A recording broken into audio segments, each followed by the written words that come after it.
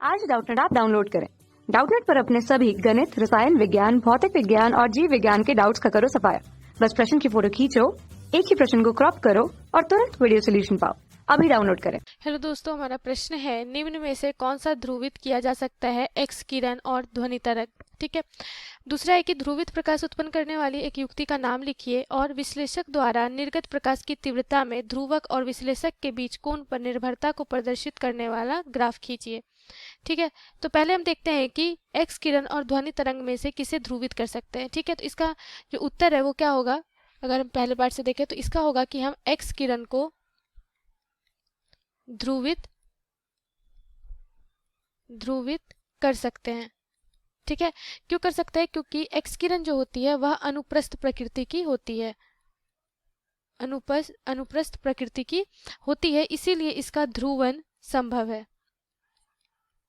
ध्रुवन संभव है। ठीक है। क्योंकि इन दोनों की प्रकृति क्या होती है, समान होती है। हम समझते हैं अनुप्रस्थ प्रकृति। तो अनुप्रस्थ प्रकृति क्या होती है, मान लीजिए ये तरंग संचरण की दिशा है, तो इस तरंग के जो कणों का जो कंपन होगा वह तरंग संचरण दिशा के लंबवत होता है। ठीक है। कुछ इस प्रकार से ये क्या होता है, लंबवत होता है। तो ये क्या होती है, अनुप्रस्थ प्रकृति होती है। और ध्रुवन भी इसी को बोलते हैं कि तरंग संचरण दिशा के लंबवत कणों का जो कंपन होता है वही क्या कहलाता है, ध्रुवन कहलाता है। ठीक है। उसी को हम लोग क्या कहते हैं, ध्रुवित प्रकाश या फिर ध्रुवित तरंग कहते हैं। ठीक है। तो एक्स किरण को हम लोग क्या कर सकते हैं, ध्रुवित कर सकते हैं, क्योंकि इसकी प्रकृति क्या होती है, अनुप्रस्थ प्रकृति होती है। यही बात करेंगे हम ध्वनि तरंग की। तो ध्वनि तरंग क्या होती है, अनुदैर्ध्य तरंग होती है।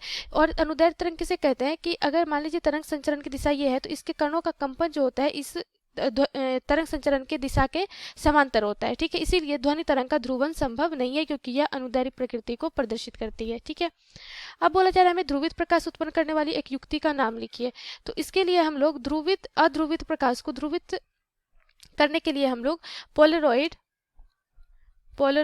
युक्ति का उपयोग करते हैं। ठीक है।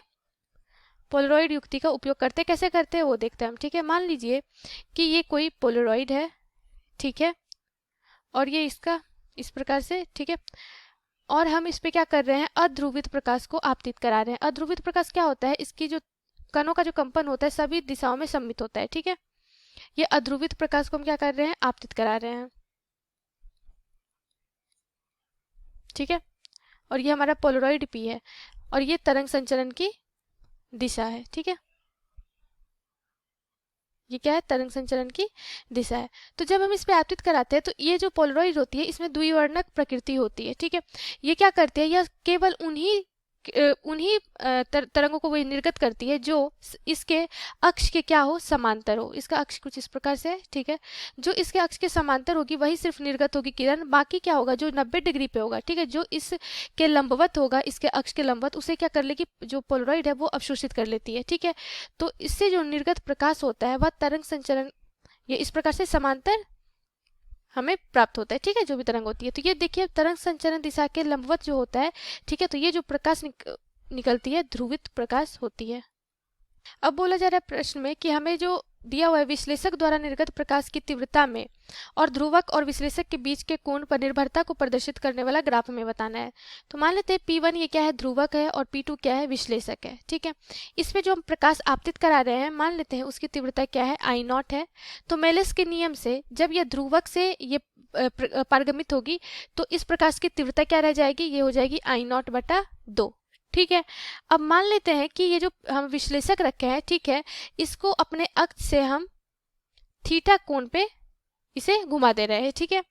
तो इससे जो अब हमें प्राप्त पारगमित तीव्रता होगी प्रकाश की विश्लेषक से, वो क्या हो जाएगी, मेलस के नियम से ये मान लेते हैं आई है। ठीक है। पारगमित तीव्रता क्या है, आई है। तो मेलस के नियम से आई बराबर क्या हो जाएगी, I0/2 cos स्क्वायर थीटा के बराबर। ठीक है। इस प्रकार से जो पारगमित तीव्रता है विश्लेषक से वो इस प्रकार से हमें ज्ञात होगा। तो इसके लिए हमें थीटा कोण और जो तीव्रता में होने वाले परिवर्तन का ग्राफ देखे तो आई जो है, ठीक है, हम कह सकते हैं कि वो क्या है, cos स्क्वायर थीटा के सीधा समानुपाती है। ठीक है। तो यहाँ पे अगर हम थीटा और आई के बीच में ग्राफ देखें तो किस प्रकार से हमें बनेगा, तो देखिए इस प्रकार थीटा और तीव्रता के बीच में हमें ग्राफ मिलता है। अधिकतम तीव्रता हमें कहाँ मिलती है, 0 पे। उसके बाद अधिकतम तीव्रता हमें कहाँ मिलती है, पाई बराबर थीटा बराबर पाई पे। ठीक है।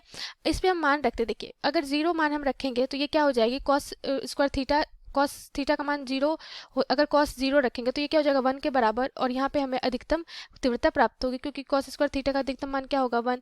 अब यहाँ पे अगर हम π/2 रखें अर्थात 90 डिग्री, तो ये क्या हो जाएगा 0 बराबर हो जाएगा, तो वहाँ पे हमें न्यूनतम तीव्रता प्राप्त होगी। ठीक है, तो इस प्रकार क्या बनता है, थीटा और आई के बीच में ग्राफ बनता है। धन्यवाद। कक्षा 6वीं से 12वीं से लेकर नीट, IIT, JEE वो एडवांस के लेवल तक 1 करोड़ से ज्यादा छात्रों का भरोसा।